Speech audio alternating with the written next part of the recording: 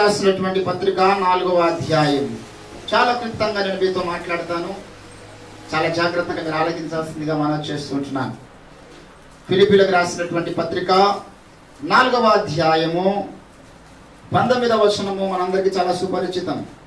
కాగా దేవుడు తన ఐశ్వర్యము చొప్పున క్రీస్తు యేసునందు మహిమలో మీ ప్రతి అవసరమును తీర్చును. చదవని లేఖన భాగాన్ని దేవుడు దీవించి ఆశీర్వదించును గాక. ఆమేన్. ప్రభునందు నాకు అత్యంత ప్రియులారా, దేవుని వాక్యము శక్తి గలది, రెండంచెల వాడి కంటే పదును గలది, ప్రాణాత్మ కీళ్లను విభజించినంత లోతుగా దూరునది, హృదయములోనికి చొచ్చుకుపోవున్నది. దేవుని వాక్యం ఖడ్గము వంటిది. దేవుని వాక్యమును చాలా జాగ్రత్తగా మనం వినాలి. మీ ప్రతి అవసరమును తీర్చును. ఇది వాగ్దానము ఫిలిప్పీలకు దేవుడు చేస్తూ ఉన్నాడు. మీ ప్రతి అవసరం, మనం దేవుడి సన్నిధికి వచ్చినప్పుడు ఎన్ని అవసరతలతో వస్తాం, ఎన్ని అవసరతలతో ప్రార్థన చేస్తాం. వివాహం కాని వారు వివాహం కొరకు ప్రార్థన చేస్తారు.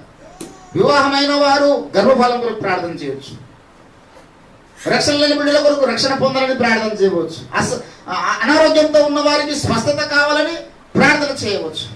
ఒక్కొక్కరు అవసరతలు ఒక్కో విధంగా ఉంటాయి. సంఘంలో మనం ప్రార్థన చేస్తూ ఉన్నప్పుడు నిజానికి మన ప్రార్థన నిజమైన ప్రార్థన అయితే మన ప్రార్థనను ఫస్ట్ సాతాను ఎదుర్కొంటాడు. మన ప్రార్థన నిజమైన ప్రార్థన అయితే ఫస్ట్ ఆ ప్రార్థనను పికప్ చేసుకునేటువంటి వ్యక్తి సాతాను. ఇది చాలా విచిత్రమైనటువంటి కార్యం బైబిల్లో. దానియేలు ప్రార్థన చేస్తున్నాడు. దానియేలు ప్రార్థన దగ్గరికి వెళ్తా ఉంది ధూపం వలె. దానియేలు ప్రార్థన దేవుని దగ్గర వెళ్లకుండా జరని అంధకార శక్తుల మధ్యలో అడ్డం వచ్చినాయి. ఫస్ట్ సాతాను అడ్డగిస్తాడండి మన ప్రార్థనలు. ఆటంకం లేని ప్రార్థనలు నిజమైన ప్రార్థనలు కావు. నిజమైన ప్రార్థనకు ఆటంకం ఉంటుంది. ఎవరి ద్వారా? ఒక సమూహమే ఉంది. కొలస్సీలకు రాసినటువంటి పత్రికలో అదే ధైర్యపడము, కృషించుచున్నాను, మేము దృశ్యమైన వాటిని చూడక. భక్తుని లక్షణం ఏంటంటే అదృశ్యమైన వాటిని చూడడం నేర్చుకోవాలి. ఇది మీరు ఫస్ట్ నేర్చుకోవాల్సిన పాఠం.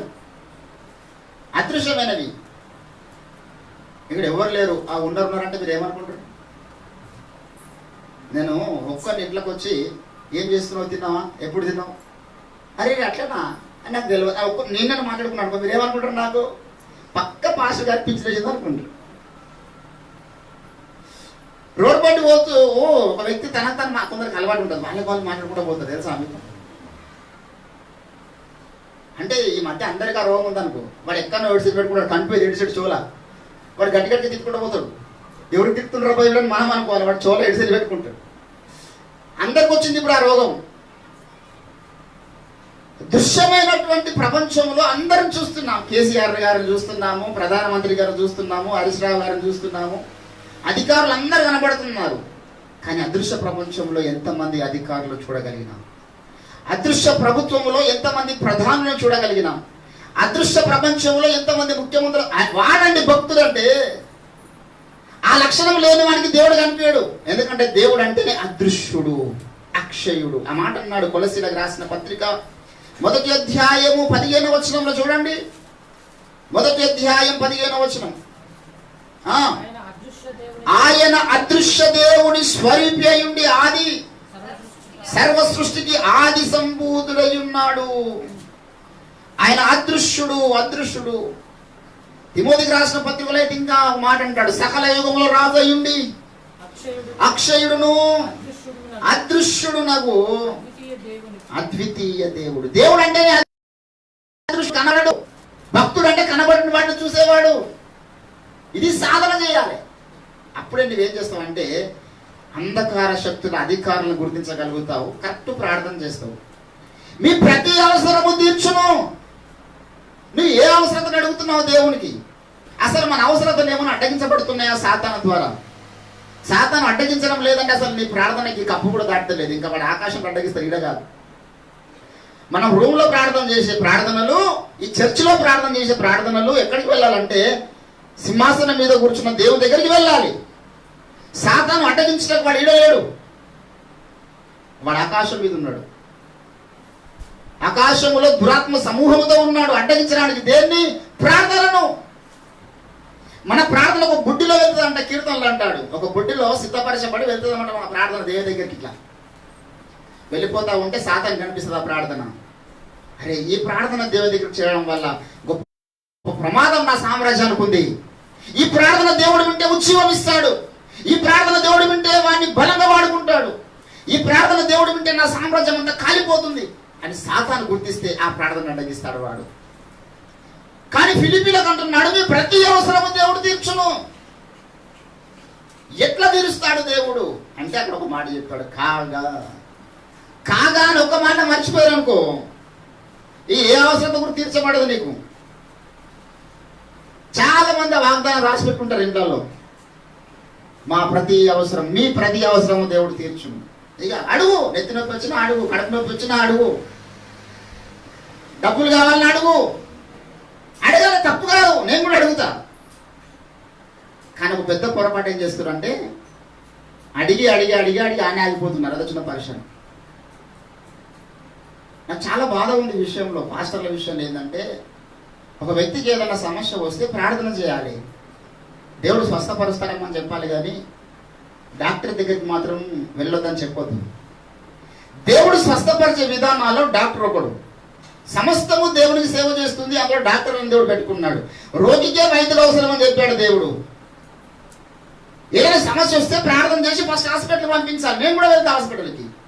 కొంతమంది సేవకులు హాస్పిటల్కి దేవుడే పుడతాను, నాకు దేకులింగే దేవుడు, మన దేవుడికి వేసి రక్తం పోయి నోటిలో పోయాను కొబ్బరిని తీసుకొచ్చి పోస్తూనే ఉంటాడు.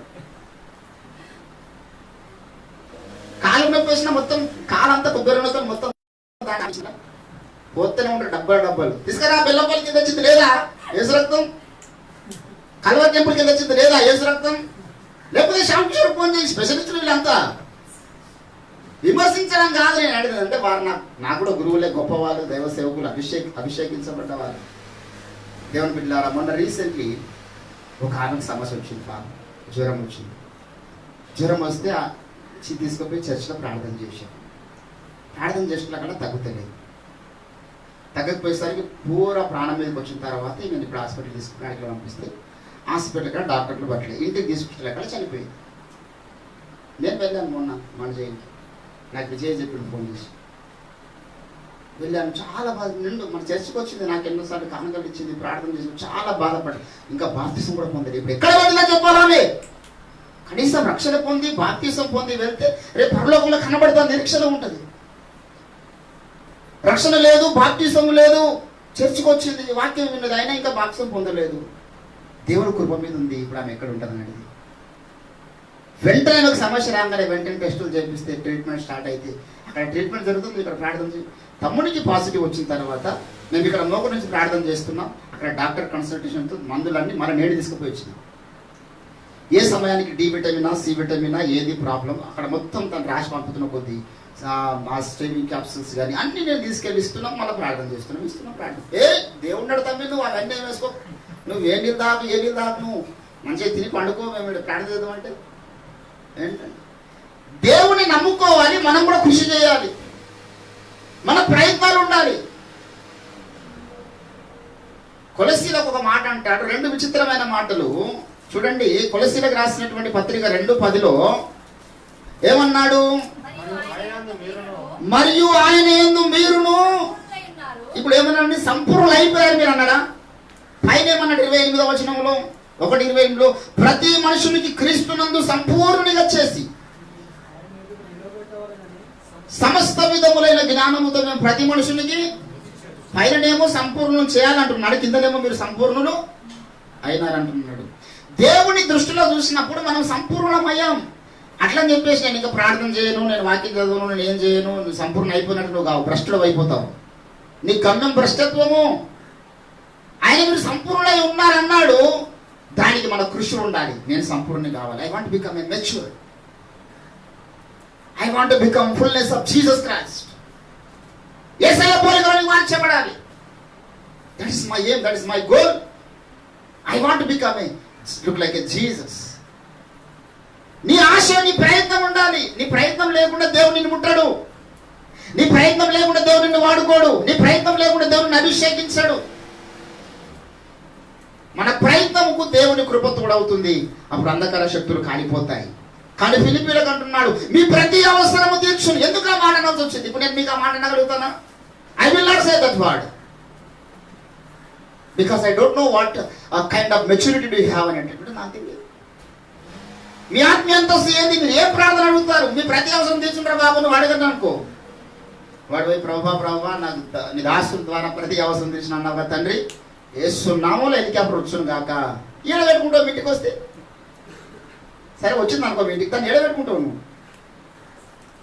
మీ ఇంటికి ఆడికి హెలికాప్టర్ వచ్చి పడితే ముందుగా నువ్వు ఉండవాడా? నువ్వు డైరెక్ట్ భూమిలోకి వెళ్ళిపోతావు, మళ్ళీ ఎముకలు కూడా దొరికాయి. యేసునామములో నాకు 10 కోట్లు వచ్చుగాక ఇంట్లోకు అన్న మనకు వస్తాయా? వస్తే పానమంతా ఒకటి మీదనే. అవి చూసి చచ్చిపోయే ప్రమాదం ఉంటుంది.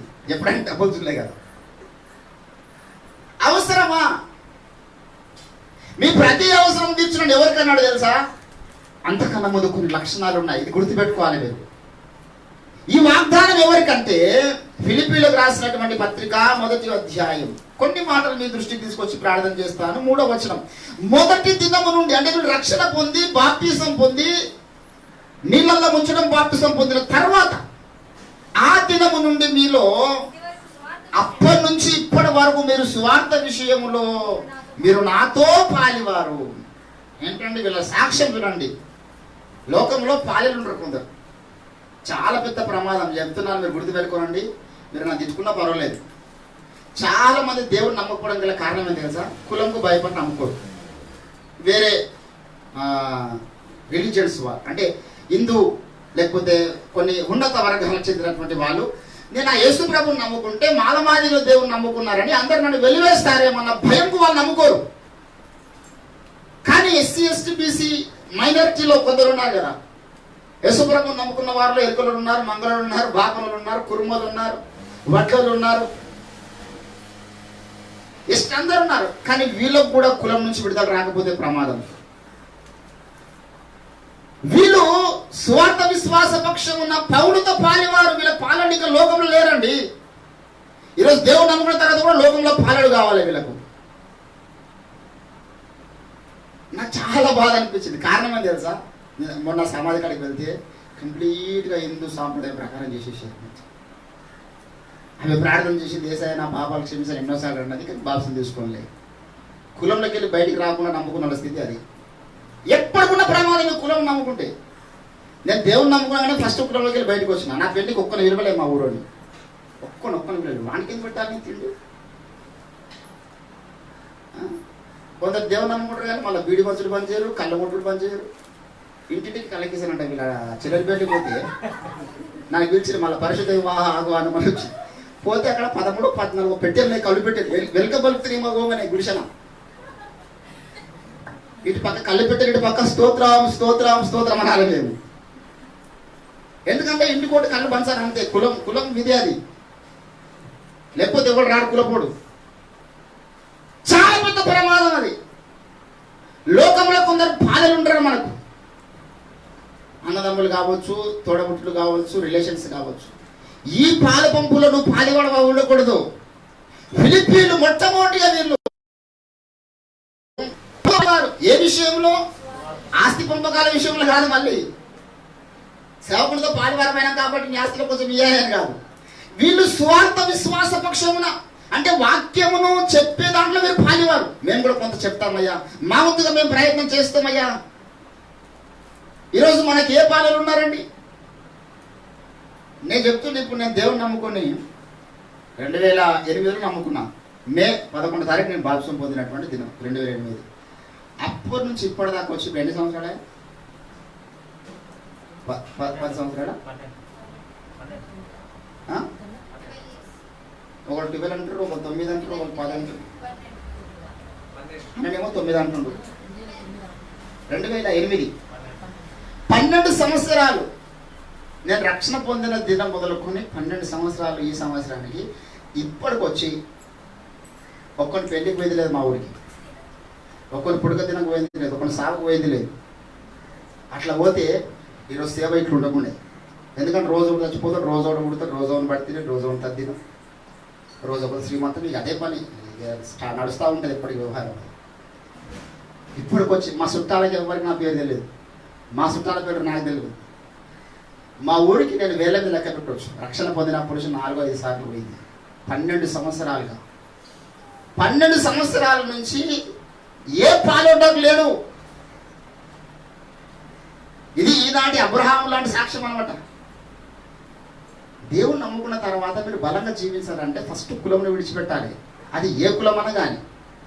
నేను కులంలో ఉంటా, దేవుళ్ళలో ఉంటా అంటే వాడి దేవునికి ఎందుకు పనికియాడు, వాడు లాస్ట్కి వస్తే భ్రష్టుడు అయిపోతాడు. 100% ఇది వాస్తవం. కులం యొక్క ప్రభావం అంత ఉంటుంది, అంత టార్చర్ చేస్తారు కులపోడు, అంతగా మిమ్మల్ని అందరికి లాగడానికి ప్రయత్నం చేస్తాడు వాడు. వాడుకున్నటువంటి ఏమంటాడు అక్కడ అన్నాడు చూడండి, కొలస్సీలకు రాసినటువంటి పత్రికలో ఈ విషయాన్ని గురించి మాట్లాడుతూ పౌలు గారు అంటారు, దయచేసి 2వ అధ్యాయము 20వ వచనం, మీరు క్రీస్తుతో కూడా లోకము యొక్క మూల పాఠముల విషయమై మీరు మృతి పొందిన వారైతేనే లోకములో బ్రతుకుచున్నట్లుగా మనుషుల ఆజ్ఞలు పద్ధతులను అనుసరించి చేత పట్టుకొనవద్దు, రుచి చూడవద్దు, ముట్టవద్దు అను విధులకు మీరు లోబడాలి. దేవుడు నమ్ముకున్న తర్వాత కూడా మళ్ళీ పద్ధతులు, దేవుడు నమ్ముకున్న తర్వాత కూడా మళ్ళీ ఆచారాలు, అదే కుల పట్టింపులు. ఇంకా మీరు లోబడితే మీరు లాభమైంది. కానీ ఫిలిప్పీల సాక్ష్యం అటువంటిది కాదు. వీళ్ళు పౌలుతో పాలివారు. హల్లెలూయా. స్వార్థ విశ్వాస పక్షమున పోరాటం మీరు పాలివారు. రెండవది 1వ అధ్యాయం 3వ వచనం ఫిలిప్పీలకు రాసిన పత్రిక ఏమన్నాడు అక్కడ? స్వార్థ విషయములో 7వ వచనం చదవండి అమ్మా. నా బంధకముల యందును నేను స్వార్థ పక్షమున వాదించుట యందును దాన్ని స్థిరపరచుట యందును ఇన్ని విషయాలు మీరు ఈ విషయములో నాతో కూడా మీరు కూడా వాదిస్తున్నారు, మీరు కూడా స్థిరపరుస్తున్నారు. నేను పోరాడుతున్నా, మీరు కూడా పోరాడుతున్నారు. అది మొదటి సాక్ష్యం వారిది. రెండవది చూడండి, 1వ అధ్యాయము 27వ వచనములో,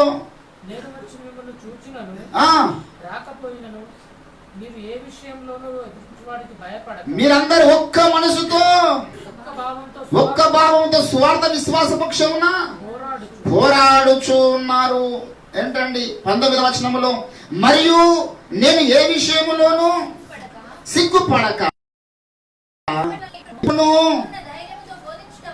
బోధించడం వలన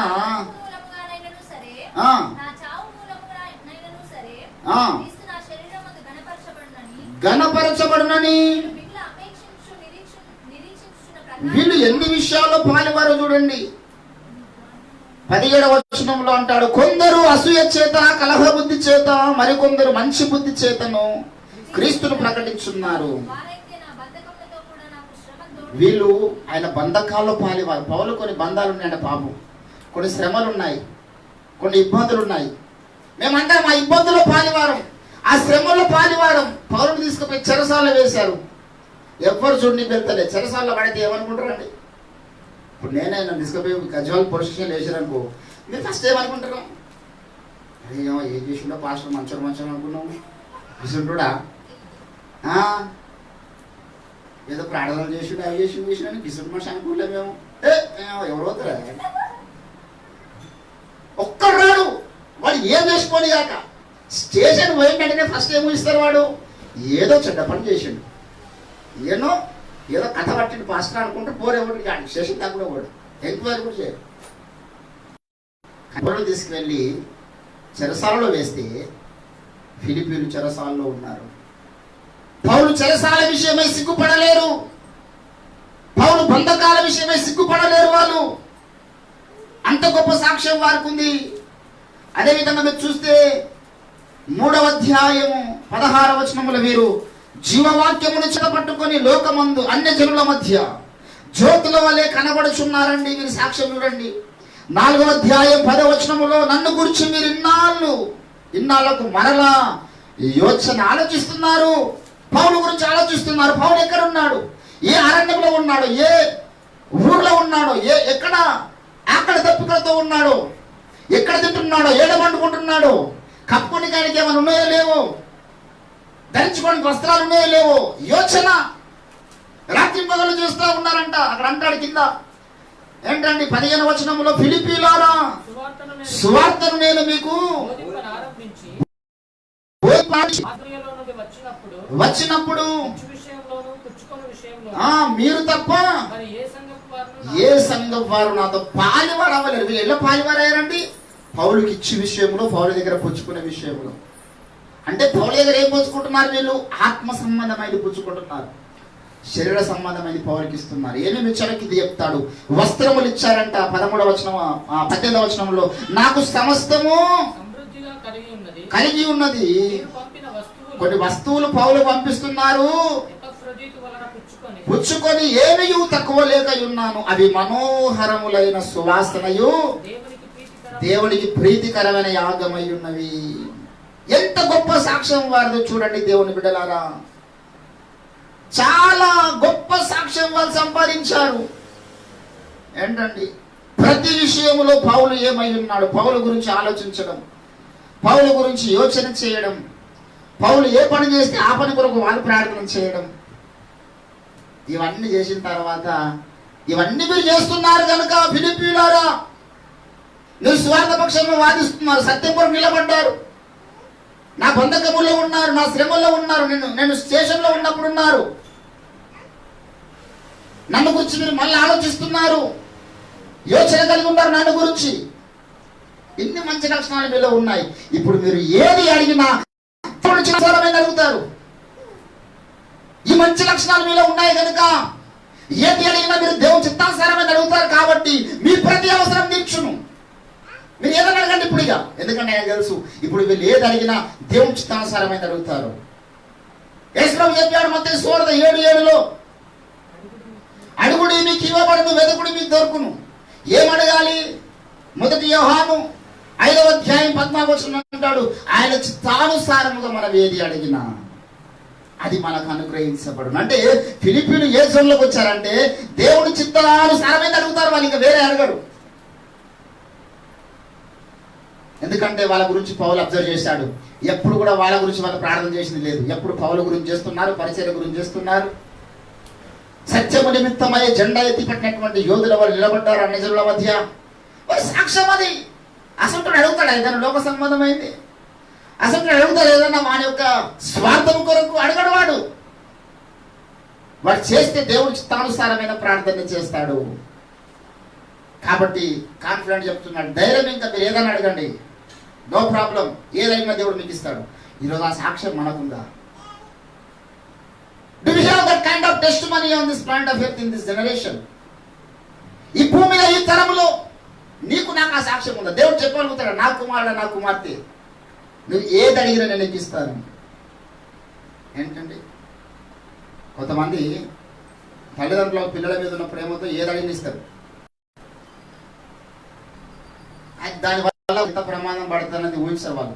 అడిగినా ఇచ్చాడు. నా కొడుకు అండి, ఒకడు కొడుకుడు ఇవ్వాలి. ఇప్పుడు నా కొడుకు కూడా వాడు అడిగిందని ఇస్తా. వాడు నాకు అడిగేది ఏంటి? డాడీ అచ్చి తీసుకదా, చాకీ తీసుకదా అంటున్నాడు. వాడు అడిగేదే కాదు, ఇచ్చిస్తాను. ఎందుకంటే కొడుకు మీద ఉన్న ప్రేమతో. కొన్నిసార్లు మన ప్రేమ వారిని పాడి చేస్తుంది. నా కొడుకు అడుగుతుందని చెప్పేసి రోజు 10 చాక్లెట్ తెచ్చినాను, ఏమవుతుంది? అప్పుడు ప్రాబ్లం కదా. ఎంతమంది పిల్లలకు చాక్లెట్ తినడం వల్ల ప్రాబ్లం కానీ భయంకరమైన ప్రాబ్లం అవుతుంది. అడిగిందల్లా అయిపోదు. కొంతమంది ఏదవుతుంది, వాని వయసు తెలియదు, వాని ఏజ్ తెలియదు. డాడీ నాకు ఫోన్ అంటే వాడిని ఫోన్ ఇచ్చేస్తాను, మంచి స్మార్ట్. దాన్ని ఎట్లా ఆపరేట్ చేయాలో మొత్తం తెలుసు వానికి. How to operate cell phone, how to operate Android phone. He was know very well, but how to operate this Bible, how to operate my life also. ఇది ఆపరేట్ చేయడం నేర్పించాలా అని నాకైతే, నాకు నిజంగా చెప్తున్నా, నాకు సెల్ ఫోన్ అంటే ఇష్టం లేదండి. బైబుల్ నేను చేయబడి చెప్తున్నా. I will not interest to use cell phone. దానివల్ల పెద్ద సైతం దాడి, సమయం అంతా దొంగిలించేస్తుంది. వాక్యం చదవని నాకు ఇష్టం లేదు, కానీ కొన్ని ప్రాముఖ్యమైనటువంటి కార్యక్రమాల కొరకు వాడాలి కాబట్టి నేను వాడతాను. సెల్ ఫోన్ పెద్ద శత్రువు మానవ జాతికి. నాడు సమాజం అంతా పాడవపోవడానికి majority of the reason cell phone. చిన్న వయసులో అమ్మాయిలు చెడిపోయికైనా అబ్బాయిలు చెడిపోయికైనా పెద్ద పెద్దలు కూడా చెడిపోతున్నారు వల్ల. Because we don't know how to use, how to utilise. దాన్ని ఎట్లా వినియోగించాలో తెలియదు. ఆ చేతిలో ఉంటే కథ రాత్రి ఏ రాత్రి అయితే తెలియదు వానికి. మధ్య కూడా జోకుడు వచ్చాడు. ఒక ఆమె వాళ్ళ భర్తను తీసుకెళ్ళి డాక్టర్ గారు మా ఆయన చాలా మత్తు వచ్చేస్తుంది, డైలీ 6 గంటలకే పండుకుంటున్నాడు, ట్రీట్మెంట్ చేయండి అంటే, నో ప్రాబ్లమ్, మీరు ఒక స్మార్ట్ ఫోన్ ఇప్పిస్తే రాత్రి అంతా మెలుకుంటారని చెప్పి. ఒక స్మార్ట్ ఫోన్ ఇప్పిస్తే వాడు రాత్రి అంతా మెలుకుంటాడు. ఇవన్నీ మంద అవసరం లేదు, ఏం అవసరం లేదు. దాన్ని ఒత్తుకుంటే ఏం ఒత్తుడో ఎక్కడ ఏం చూస్తుండో తెలియదు. ఇవి అవి మారుస్తుంటే రాత్రి 2 అయిపోతుంది. ఏం చూసింది కూడా అలా కొద్దిసేపు జబర్దస్త్, కొద్దిసేపు పటాసు, కొద్దిసేపు వీధి, కొద్దిసేపు అది, కొద్దిసేపు వీధి, కొద్దిసేపు ఫేస్బుక్. కథం టైం చూస్తే 2 అయిపోతుంది, నిద్ర రాదు. మళ్ళా ఒక ప్రమాదం. బైబుల్ ధరిస్తే మాత్రం అప్పుడే మత్తు వస్తుంది. ఈ మత్తు గోల్లాగా అనమాట. ఇక రెస్పిరేటర్ 4 mg చేసుకున్నట్టు, మత్తు గోలు వేసుకున్నట్టుగా కొంచెం బైబుల్ దర్శనం పెడితే మస్తు మత్తు. కొందరు నిద్రానికి అవుతుంది. విచిత్రమా, నిద్ర రాలేదని చెప్పడన్నా బైబుల్ దర్శనం కూర్చుంటారు, ఇక ఆటోమేటిక్ నిద్ర వచ్చేస్తుంది అనమాట. సైతాన్ సంబంధం. దేవుని బిడ్డలారా, బైబుల్ని అందుకు కాదండి చదవాల్సింది, నిద్ర కూడా కాదు చదివేది. దేవుడు నాతో మాట్లాడుతున్నాడు, అదృశ్య దేవుడు ప్రత్యక్షమవుతున్నాడు. ఇక్కడ ఫిలిప్పీల సాక్ష్యం ఎటువంటి తెలుసా? సత్యం కొరకు నిలబడ్డారు, జ్యోతుల వలె ప్రకాశిస్తున్నారు, బంధకాలతో ఉన్నారు, శ్రమలతో ఉన్నారు, పౌలు గురించి రాత్రి మొగలు ఆలోచిస్తున్నారు, పౌలుకున్న ప్రతి అవసరాలు తీరుస్తున్నారు, పౌలుకు బట్టలు ఇప్పడం, పౌలుకు ఆహారం ఇప్పడం, మాసిదోనియాలో ఉంటే మాటికి అక్కడికి వెళ్ళి మళ్ళీ అవసరం తీర్చడం. అటువంటి సాక్ష్యం ఉన్న వాని అవసరం తీర్చబడును. మీ ప్రతి అవసరం తీర్చబడాలని మనం అప్లై చేసుకుంటే లాభం లేదు. అన్ని లేఖనాలకు అందరు క్వాలిఫై పర్సన్ కాదు. ఇప్పుడు నేను గవర్నమెంట్ జాబ్ కావాలని చెప్పేసి పోయాను, ఇస్తారు ఎవడన్నా? Because I was not unable to qualify that job because I don't have any patta, any qualifications. నాకు చదువు రాదు, ఇంగ్లీష్ రాదు, తెలుగు రాదు, అన్నీ ఫెయిల్. ఎవడిస్తున్నా government job? దానికి ఒక క్వాలిఫై పెడతారు. టెట్ క్వాలిఫై వాడు, డిఎస్సి క్వాలిఫై ఉండాలి.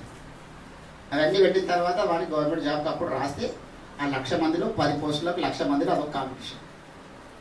ఇప్పుడు బైబుల్లో కూడా కొన్ని లేఖనాలకు కొంత క్వాలిఫికేషన్ ఉంది, అందరికి అప్లికబుల్ కావు. అడుగుడివి క్యోబోని అనేది అందరికి అప్లికబుల్ కాదు. ఏది అడగాలో నేర్చుకున్నామనికి అప్లికబుల్, ఎందుకు అడగాలో నేర్చుకున్నామనికి అప్లికబుల్. ఫిలిప్పీలారా, మీ ప్రతి అవసరం దేవుడు తీరుస్తాడు. కాకపోతే మీరు ఏ విషయంలో పాలివారు? అసలు మీ పాలెలు ఎవరు? అసలు అది చెప్పు ముందుగా. మీ పాలెలు ఎవరంటే మీ స్థల పేరు చెప్పొద్దు. నా పాలెడు ఈ తరంలో రంజిత్ వఫీర్ గారండి. నా పాలి భాగము స్వార్థ పక్షమున్న దర్శనములో కుదురుబాటు కొరకు వాడబడ దాంట్లో నా పాలి భాగస్థం. దర్శనము నాకుంది, దాంట్లో నేను పాలివాణి. అభిషేకం ఉంది నాయకుని మీద, దాంట్లో నేను పాలివాణి.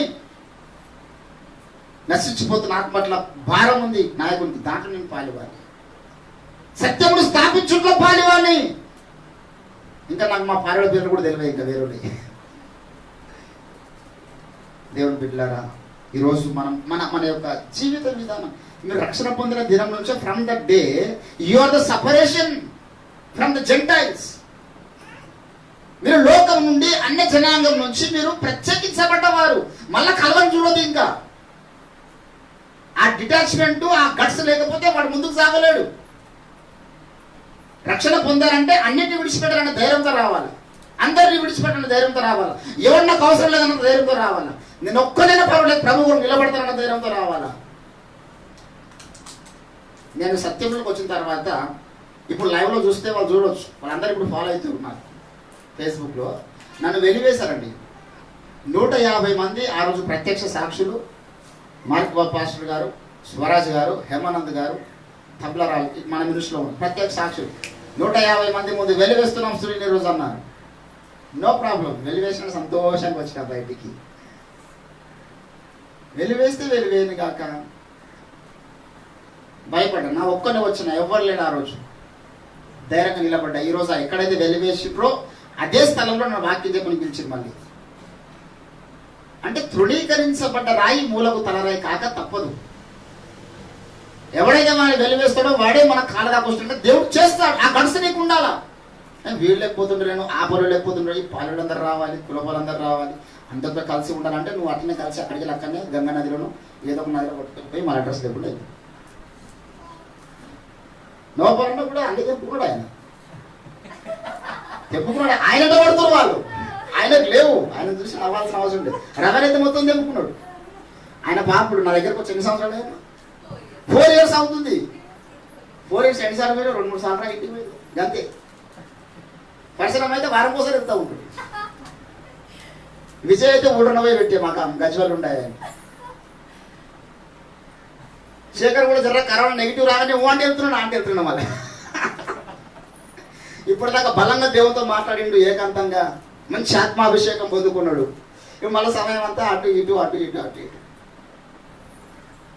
నిన్న తమ్ముడు ఎవరితో ఎంగేజ్మెంట్ అంటే తెలియదు, ఎవరో వీళ్ళ బావుల్లో మరిదిలో తమ్ముడులో వాన్ ఎంగేజ్మెంట్. దేవుని బిడ్డలారా గుర్తుంచుకోనండి, ప్రతి గ్రామం మీద కనీసం 1,00,000 శక్తులు ఉన్నాయి, చీకటి శక్తులు 1,00,000 ఉన్నాయి ఒక గ్రామం మీద. నువ్వు చర్చికి వచ్చినప్పుడు బాగానే ఉంటుంది వ్యవహారం, సహవాసం కూడా బాగానే ఉంటుంది. ఊరికి పోమని ఏమో తెలియదు. ఊరి పోమనే ఎక్కడ లేని చెడ్డ ఆలోచనలు, చెడ్డ తలంపులు, అంత సోమరితనము, లోకంలో కలిసిపోయే వ్యవహారం ఇవంతా ఎందుకు వస్తుంది తెలుసా? అది పోగానే నీకు వెల్కమ్ అంత ఇంట్రెస్ట్లో ఉంటాయి. అక్కడ ఊరుడికి ఒకటి గవిని ఉంటుంది కదా, ఆ ఇంట్రెస్ట్లో కూర్చుంటే ఎవరు వస్తుండో అని పట్టుకొని 1,00,000 ఉంటే ఊరి మీద. నేను చూసిన కొన్ని ఊర్ల మీద. మొన్న నేను ఏ ఊరు అది, కుకుందూరుపల్లిలో దేవుడు నాకు డైరెక్ట్గా చూపించాడు. వాటిని ప్రార్థన చేస్తూ ఉంటే ఒక సమూహం వెళ్తూ ఉంది. కొన్ని వేల దయ్యాలు ఇట్లా కళ్ళారు చూసి దేవుడి శక్తి చేత బంధిస్తుంది. అబద్ధం కాదు అది, అబద్ధం అయితే పరిశుద్ధ స్థలము. మీరు పలుకు ప్రతి మాటకు లెక్క ఉంటుంది అన్నాడు దేవుడు. జిఎంఆర్ పార్టీలో చూసిన శక్తుల సమూహాలను ఒక్కటి ఉండేవి, ఎప్పుడున్నా సమూహమే. ఒకరోజు యేసుప్రభు ఒక వ్యక్తిలో ఉన్న దయాన్ని వెళ్ళగొట్టిండు. వెళ్ళగొడితే మేము పందురాలకు పోతామన్నది ఆ దయ్యం. ఆ పందురాలకు పోతే 3,000 దయాలంట ఒక వ్యక్తిలోనే ఉన్నాయి. ఈ 3,000 దయాలంటే ఏం చేస్తుంది తెలుసా? ఒక్కొక్కటి ఒక్కో దాన్ని దాడి చేస్తుంది అనమాట. ఒక దయ్యమేమో భార్య భర్తల మధ్య ఎప్పుడు గొడవలు ఎట్లా క్రియేట్ చేయాలి, ఎట్లా అనుమానాలు పుట్టించాలి, ఎట్లా గొడవలు పెట్టాలి, ఎట్లా చిచ్చు పెట్టాలి అనే ప్రయత్నం చేస్తుంది. కొన్నేమో ఎప్పుడు ఎట్లా వండబెట్టాలి, ఎట్లా వండబెట్టాలని ప్రయత్నం చేస్తుంది. కొన్ని ఎప్పటికీ ఎట్లా తినబెట్టాలి, ఏం తినబెట్టాలి, ఏం తింటే బాగుంటుంది దాని మీద. కొన్ని ఎప్పుడు శరీరం మీద ఏది పెడితే తెల్లగా అవుతా అన్ని పెట్టి నల్లగా అవుతా ఉంది. కొందరు ఎప్పుడు ఎటువంటి వస్త్రం ధరించాలి, ఎట్లా ఆకర్షించుకోవాలి, ఎట్లా నేను 10 మందిలో మంచిగా అనిపించాలి, ఇట్లా ఒక్కో దాని మీద ఒక్కో స్పిరిట్ పనిచేస్తుంది. దేవుని బిడ్డలారా జాగ్రత్తగా గమనించాలి.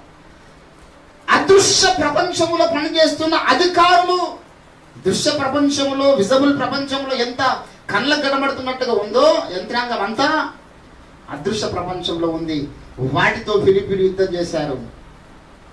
అంధకార శక్తుల మీద వారు పోరాటం చేశారు సువార్త కొరకు. పౌలు పక్షం నిలబడ్డారు వాళ్ళు. అందుకే మీ ప్రతి అవసరము దేవుడు తీరుస్తాడు. What ever your needs because of this అంటే అక్కడ అంధకారం చెప్పాడు. కాగా ఈ కారణాన్ని బట్టి, ఫర్ దిస్ రీజన్. ఈరోజు ఆ సాక్ష్యం మనందరికీ కావాలి. హల్లెలూయా. నీ నా సాక్ష్యం అట్లా కావాలి. నీ ప్రతి అవసరము తీర్చబడిన దాకా అంత నమ్మకమైన ప్రార్థన పరులుగా, దైవ చిత్తానుసారమైన ప్రార్థన చేసేవారిగా, స్వార్థలో పాలివారముగా, సేవకునితో పాలివారముగా, దర్శనముతో పాలివారముగా, అంత్య దినాల్లో దేవుడు పంపినటువంటి రాయబారితో పాలివారంగా మనం ఉన్నప్పుడు అప్పుడు ఆ వచనం నెరవేరుతుంది జీవితంలో. హల్లెలూయా. కాబట్టి దేవుని బిడ్డలారా ఈరోజు మనం కొంతైనా జాగ్రత్త పడదాం. దేవుని నమ్ముకున్న నీవు మరలా ఐగుప్తీలు వెనుకకు మళ్ళీ చూసినట్లుగా మళ్ళా నువ్వు వెనుకకు మళ్ళీ చూడకూడదు. మరలా నువ్వు మనుషులు కల్పించిన పద్ధతుల వైపు చూడకూడదు. మరలా నువ్వు పాలివారి వైపు చూడకూడదు. చాలా విచిత్రం. చాలా మంది తమ్ముల కొరకు నేను బాగా కన్నీరు గార్చి ప్రార్థన చేసి ప్రసాదాన్ని పడితే మన పెళ్ళిని అనుకున్నట్లు కాదు, మన ఎంగేజ్మెంట్ అనుకున్నట్లు కాదు, వాళ్ళ ఇంటి వాడు చచ్చిపోతే అనుకున్నట్లు కాదు. నేనే మాట ప్రతి వేదికను, ప్రతిదాన్ని, ఒక సావైనా, ఒక బర్త్డే అయినా, ఒక పెళ్ళి అయినా అక్కడ 4 ఆత్మల్ని పట్టడానికి ప్రయత్నం చేస్తాను. ఆ కోణంలో నా ప్రయత్నాలు ఉంటాయి. ఆ లాస్ట్కి వస్తే కులపడి వచ్చి వాడు కానీ ముగించి ఎంతసేపు చెప్తాం అంటాడు. మా బలసరం పెళ్ళి కూడా అంటాడు. నేను బైక్ పట్టుకుని నేను ముగించి అంటుంటాడు. ఏమి చెప్పలే ఇంకా వాక్యం చేసుకుని మరి మీరే నగ్గించిపోతుంది. దారుణము. దేవుని బిడ్డలారా, మీ దగ్గర పోతే సావుకడికి పోయినా ఏడది సుల్తాన్పూర్ అనుకుంటా, సుల్తాన్పూర్ ఒక ఆయన చనిపోతే పాస్టర్ వెళ్ళిపోయాడంటే పోయినాం. తెలిసిన తర్వాత ఆయన పోగానే ఓ దండ తీసుకొచ్చి శవం కూడా అలాగే దండ వేసి పాస్పోర్ట్ ఏంటి అంటున్నాడు. పాస్పోర్ట్ ఏంటి ఒకటి అంట దండ. నవ్వాలను ఏడవాలని అర్థం కాని పరిస్థితి. వాక్యం చెప్తాడు. ఒక ఆమె వచ్చి ఓ పడి ఏడుస్తుంది, కళ్ళకి నీళ్ళు వస్తలేవు, వచ్చి రాగాలు తీసి ఏడుస్తుంది. అమ్మ చూసే వాక్యం చెప్తే తల్లి చేసే పొందుగా పట్టుకుంటారు నిరీక్షణ. ఓ నా కొడుకు అని పడిపడి చేసుకుని మీరు పోయినాను కానీ ఉంటుంది శివ. నేడు నేను రేపు నువ్వు అని రాయి దాని మీద రాయి అంటాడు. ఇంట్లో పట్టి ఏమన్నా అవసరమా? ఇంట్లో మీద ఇంట్లో పట్టే లేవాడు వాడు, నువ్వు ఐస్ పట్టినా లేవాడు. పోయినప్పుడు అనంబా ఆ ఉన్నోనికి తోడని శకలు చేయడు. ఇంకా మట్టి శరీరం అది ఏముంది అందులో? ఉన్నాడా పోయి లేపుతా ఉంటే స్నానం చేసి లేపుతాడు కదా, నలుగురు బట్టి లేపుతా ఉంటే మెల్లలేపు అంటాడు. మెల్లలేపు అట్లా లేపుతాడు. ఆయన దెబ్బలు అంటాడు. విచిత్రమైన మాటలు ఎంతో ప్రేమలు అనుకోపోసినట్లు చెప్తారు. చచ్చిపోయిన శవాల కాడ వచ్చి ఉన్నప్పుడు చూపించాలి రాదు ఎవరికి, పోయినాకనే అన్ని చేయడానికి ప్రయత్నం చేస్తాం. బ్రతుకున్నప్పుడు బట్టగట్ట శాంతి, చచ్చిపోయినాక సాగవేం కోసం అనే సాయిరణ ఒక పాట రాశారు. ఇవాళ ఇంట్లో రేపు మంట ఏది నిధి కాదు, ఏ సయ్య నీకు తోడైన పాటలకు చరణం ఉంటుందన్నమాట. ఏ చరణం అన్నది? చచ్చినాక నీకు సాగ పోస్తారన్నాడు. అన్నకు ఈ పాటలకు బాగా కనెక్ట్ అయి ఉంటారు అనమాట. హల్లెలూయా. దేవుని బిడ్డలారా, ఈరోజు మనము పాడివాళ్ళం అవుదాం. ఇది ఒక ప్రపంచం అండి. నువ్వు ఈ ప్రపంచంలో ఆత్మ సంబంధమైన ప్రపంచంలో పాలివాడవు కావాలి. ఫిలిప్పీలు లాగంటే లోకపరంగా నువ్వు అన్ని పాలి పంపకాలు తెచ్చుకోవాలి, లేకపోతే నీకు సాధ్యం కాదు. ఎప్పటికున్నా ఎవడో వెనుక రావడానికి ప్రయత్నం చేస్తాడు. ఫిలిప్పీలు అయితే అటువంటి సాక్ష్యం కాదు. అందుకే మీ ప్రతి అవసరము దేవుడు తీర్చును. ఫిలిప్పీలారా, మీ ప్రతి అవసరం దేవుడు తీర్చును. ఈరోజు మన సంఘం కూడా ఈ తరంలో ఒక ఫిలిప్పి సంఘం లాగా మీరు అట్లా ధైర్యంగా ముందుకు రండి. దేవుడు మిమ్మల్ని గొప్పగా వాడుకుంటాడు. వాళ్ళు చేసేది ఏంటంటే, ఇప్పుడు నేను దేవుని నమ్ముకొని వచ్చిన తర్వాత మన పెళ్లికి రామన్నారు. నా పెళ్లి ఆగిందా? మన పెళ్లికి రామంటే నా పెళ్లికి 350 మంది ఆత్మీయులు వచ్చారు. అద్భుతంగా పెళ్లి జరిగింది. మంచిగా పాటల మధ్యలో, స్థుతుల మధ్యలో, బలమైన వాక్య వర్షం మధ్యలో నా పెళ్లి జరిగింది. వాని పెళ్లికి రాము, వానికి సాగుకు రామంటాడు. నా సాగుకు రావాల్సిన అవసరం అంటే పోయి నేను వచ్చిన దాకా బతుకుతా, ఏ సేవ వచ్చిన దాకా నేను ఉంటాను, ఈ సాగుకి నేను వచ్చి చూసుకొని చెప్పాను. మనకి సమాధుల జాగ చేయమంటాడు. ఎందుకురా సమాధుల జాగ? కట్టి పెట్టుకోరా సమాధుల జాగాడ అంటే గివ్వే వాళ్ళు చెప్పేది. కులం డిమాండ్స్ ఏమై? నువ్వు కులంలో ఉండకపోతే నీకు రాము, నీ ఇంటికి రాము, ఏదైనా రాము అంటే వాడు వచ్చిందాక కాదా? వాడు రావాలని కోరుకోవడం ఎందుకు? నరక సంబంధి, నరకానికి వెళ్ళేవాడు, రక్షణ లేదు, మారు మనసు లేదు, త్రాగబోతువాడు, కళ్ళు పోసిందాక రాడాడు. మళ్ళీ మన పేసిన కులంలో పెట్టాలి 10,000 తాగనికంట. విచిత్రం. జర్ర మళ్ళీ పెళ్ళిన గొడవైంది అనుకో, భార్య పడుతుంది. 10,000 పెట్టు, మేము పంచాయతీ మాట్లాడతాం. ఏం చెప్తారా? ఈ 10,000 జనరేట్ చేయబెట్టే మన కమ్యూనిటీ హాల్ కట్టిస్తారంటే అది ఉండదు. ఆ 10,000తో అందరు తాకుండా కూర్చుంటారు. ఇద్దరు పంచాయతీ ముంగటేసి గలీజ్ మాట్లాడుకుంటా ఆ పంచాయతీలలో తాకుండా కూర్చొని 10,000 వానికి 10,000 మధ్యలో వాడు తాగిపోతాడు. మరి తెగదు అది. మళ్ళీ వాయిదా వేస్తారు. కులం యొక్క పరిస్థితుల నుంచి మీరు బయటికి పడాలండి. నేను చెప్తున్నాను, బయటికి పడకపోతే మీరు ఫిలిప్పీలాగా క్రీస్తుతో పాలివారు కాలేరు. క్రీస్తుతో పాలివారం కావాలంటే స్వార్థ పక్షంలో మనం పాలివారం కావాలి. హల్లెలూయా. కాబట్టి దేవుని బిడ్డలారా, ఈ మధ్యాహ్న కాల సమయంలో అందరం కూడా ఒక నూతన తీర్మానం తీసుకుందాం. ప్రభువా, ఈరోజు మా చిత్తావృత్తి యందు నూతన పరచండి, మా చరిత్రను మార్చండి. మేము ఈరోజు ఫిలిప్పీలాగా అన్ని విషయాలు నీతో పాలివారం అవుతాం. దేవుడి పని కొరకు మనం పాలివారం అవుదాం. ఈ తరములు నశించిపోతున్న ఆత్మను రక్షించడానికి పాలివారం అవుదాం. దేవుడి సేవకు సహకరించడానికి పాలివారం అవుదాం. ఫిలిప్పీలాగా దేవుడికి ఇచ్చి విషయంలో పాలివారం అవుదాం. అటువంటి కృప దేవుడు మనందరికీ దయచేయుగాక. రండి మనం ప్రార్థన చేసుకుందాం. ప్రార్థన చేసుకొని ముగించుకుందాం ఒక నూతన తీర్మానముతో. హల్లెలూయా, hallelujah, hallelujah, hallelujah, hallelujah, hallelujah, హల్లెలూయా. పరిశుద్ధాత్మ దేవా, ఈరోజు నా తండ్రి మేము కులంలోకి వెళ్ళి బయటికి రాకపోవడం వల్ల ఎంత పెను ప్రమాదాలు పొంచి ఉన్నాయో మీరు మాతో మాట్లాడారు. మేము ప్రత్యేకంగా నీతో పాలివారం కాలేకపోతున్నాము తండ్రి. అయ్యా, మా ప్రతి అవసరము తీర్చబడాలంటే ఫిలిప్పీలకున్న సాక్ష్యం మాకు ఉండాలని, అంధకార శక్తుల సామ్రాజ్యంలో గుర్తించాలని ఎన్నో సంగతులు మీరు మాతో మాట్లాడినందుకు నీకు స్తోత్రాలు. Hallelujah, hallelujah, hallelujah, hallelujah, hallelujah. Let us worship everybody. అందరం కూడా దేవుని స్తుతిస్తాం, దేవుని స్తుతిస్తాం. ప్రభువా, మేము స్తుతిలో పాలివారం కావాలి యేసయ్యా. అయ్యా, నీ పనిలో మేము పాలివారం కావాలి యేసయ్యా. హల్లెలూయా, హల్లెలూయా, హల్లెలూయా, హల్లెలూయా, హల్లెలూయా. స్తోత్రం, స్తోత్రం, స్తోత్రం, స్తోత్రం, స్తోత్రం, స్తోత్రం, స్తోత్రం. మార్గములన్నిటిలో మిన్నా రక్షణ మార్గము యేసన్నా. మార్గములన్నిటిలో మిన్నా రక్షణ మార్గము యేసన్నా. బలపడుమా కరుణమిదే, బలపడుమా కరుణమిదే, రక్షణ సమయమిదే. స్తుతి స్తోత్రములు ఉన్నత మహిమలు యేసు ప్రభుని ఎల్లప్పుడూ. అందరూ కలిసి స్తుతి స్తోత్రములు ఉన్నత మహిమలు యేసు ప్రభుని ఎల్లప్పుడూ. తరతరములలో